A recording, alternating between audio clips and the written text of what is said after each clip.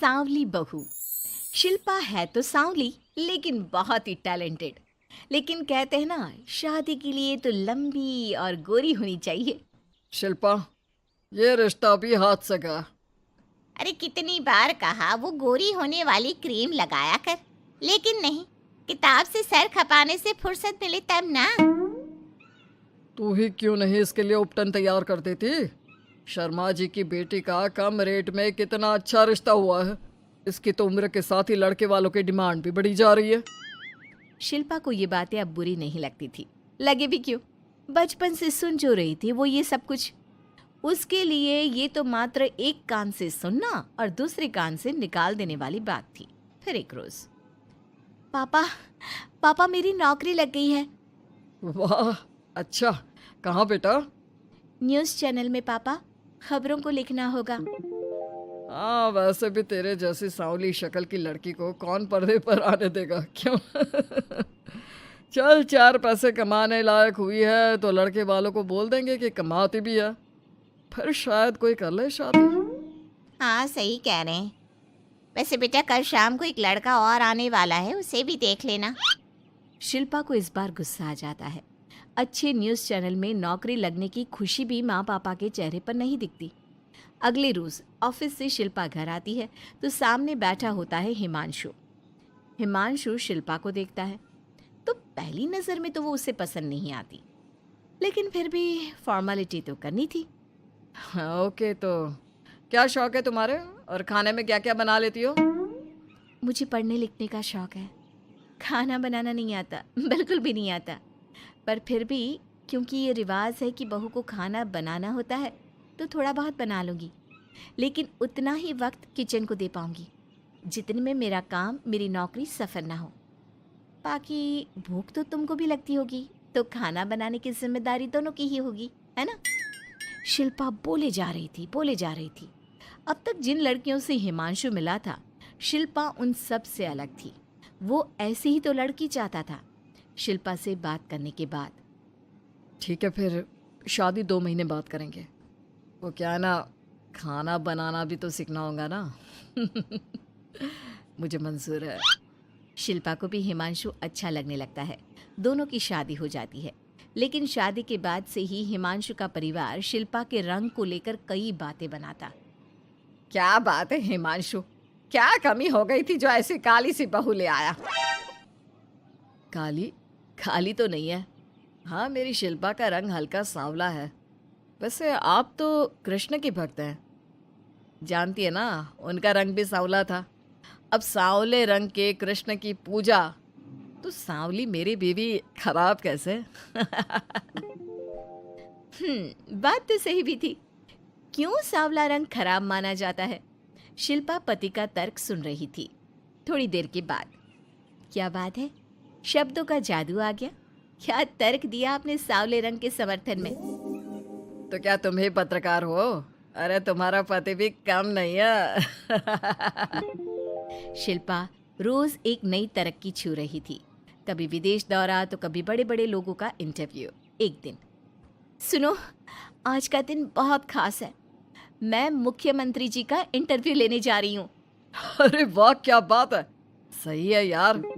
तभी ससुर आ जाते हैं। बहू, थोड़ा मेकअप भी कर लेना, वरना काली काली फोटो सब जगह आएगी। अरे हम तो शर्म के मारे किसी को दिखाते भी नहीं कि ये हमारी बहू है। न जाने क्या कमी थी। अरे वो शारदा दीदी की बहू देखो, कैसे मक्खन की तरह गोरी है। और नताशा, वो तो ऐसे लगता है जैसे भगवान ने दिल खोल कर रंग दिया है उसको। अरे माँ, आजकल रंग नहीं बुद्धि का जमाना है। हाँ, तो वो दोनों कहाँ पागल है, अच्छा खासा घर देख रही है। शिल्पा को ससुर की बात पर गुस्सा तो आता है, लेकिन वो मूड खराब नहीं करना चाहती। वो तो बस तैयारी करती है कि जल्दी से अच्छा सा मुख्यमंत्री का इंटरव्यू हो जाए और दुनिया देखे। होता भी यही है। शिल्पा जब शाम को घर आती है तो, अरे चाची, बुआ, फूफा जी, कैसे हैं आप सब? कैसे आना हुआ? शिल्पा को आसपास के लोग भी देख रहे थे। वो भी जानती थी कि उसने जो इंटरव्यू किया वो कितना वायरल हो रहा है। अरे बहू, बड़े लायक हो तुम, औरत होकर दुनिया की इतनी जानकारी। कितनी समझ है तुम्हारे अंदर। वाह वाह बहू, तुमने तो हम सबका सीना गर्व से चौड़ा कर दिया। सास ये सब देखकर सोच रही थी कि भाई ऐसा भी क्या हो गया, इन्होंने तो बहू को हीरो बना रखा है। मैंने तो शिल्पा को उसी दिन समझ लिया था जब पहली बार मिला था। मैं तो जान गया था कि ये लड़की अलग है। कितनी प्यारी आवाज़ है इसकी और समझ भी लाजवाब। तभी बुआ सास बोल पड़ती है। और एक हमारी बहू है, सारा दिन टिकली बिंदी पर ही लगी रहती है। अरे दीदी, न जाने कौन कौन सी क्रीम लगाती है, अब तो चेहरे पर फोड़े भी निकल गए।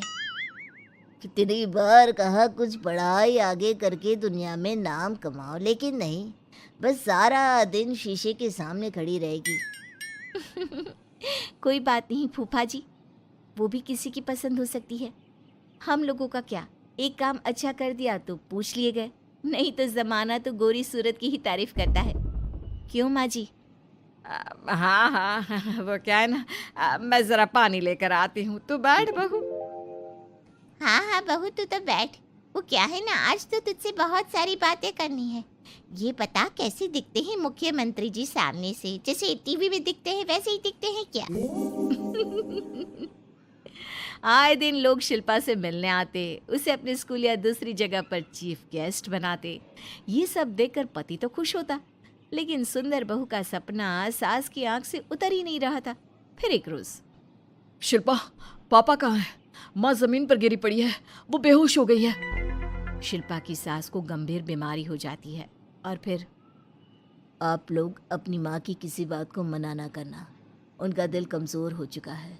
दिल में कोई बात लगेगी तो उनके हार्ट अटैक आने के चांसेस हैं, तो समझ रहे हैं ना? कुछ दिनों में ठीक होकर सास घर आ जाती है और फिर एक दिन, देख बेटा, मैं मरने से पहले एक सुंदर बहू का चेहरा देखना चाहती हूँ। अरे मैं नहीं चाहती कि तू इस काली कलूटी के साथ रहे, छोड़ दे इसे। अरे कल को तेरे बच्चे भी ऐसे काले पीले पैदा होंगे और फिर हमारा खानदान देखने लायक नहीं होगा। शिल्पा सुन रही थी, वो परेशान हो रही थी। वो सोचती है कि एक बार वो अपने पति से बात करके देखेगी। सुनिए ना, मुझे आपसे बात करनी है। मुझे भी शिल्पा, मैं माँ के बिना नहीं रह पाऊंगा, तुम समझ रही हो ना? शिल्पा को दुख होता है, लेकिन वो क्या करती। वो हिमांशु को तलाक देने का सोच लेती है और फिर शिल्पा, माँ की हालत फिर खराब हो रही है, क्या करूं? माँ को सबसे बड़े अस्पताल में भर्ती करना होगा। लेकिन वहां तो बेड के लिए बड़ी बड़ी सिफारिश करनी पड़ती है। हाय रे, मेरा मरना तय है, मैं मर न जाऊं, मुझे बचा ले बहू। शिल्पा को हैरानी होती है कि वो करे तो क्या करे। पर माँ जी, मैं कैसे?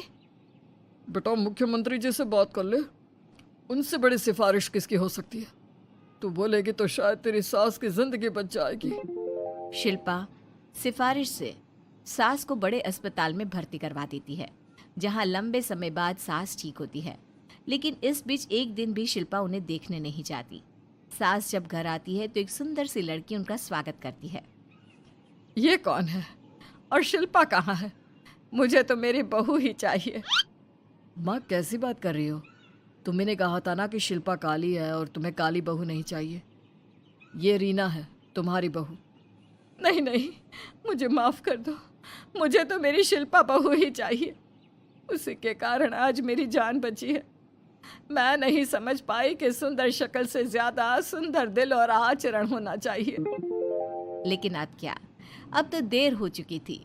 हिमांशु भी जानता था कि आत्मसम्मान वाली शिल्पा अब उसकी जिंदगी में वापस नहीं आएगी। अब तो शिल्पा को वे लोग बड़े बड़े चैनल की स्क्रीन पर देखते और अफसोस करते। शिल्पा चाहती तो कभी तुम्हारे लिए सिफारिश नहीं करती। अब तो आसपास के लोग भी घर नहीं आते। लोगों को लगता है कि शिल्पा ने हम लोगों को छोड़ा क्योंकि हम उसके लायक नहीं थे। सही बोल रही है माँ, हम ही तो उसके लायक नहीं थे। शिल्पा जैसी समझदार, पढ़ी लिखी, दुनिया की समझ रखने वाली लड़की को मैंने छोड़ा, सिर्फ आपके कहने पर। अब ये गोरी लड़की आपकी बहू हो सकती है, लेकिन मेरी बीवी कभी नहीं। हिमांशु वहां से चला जाता है।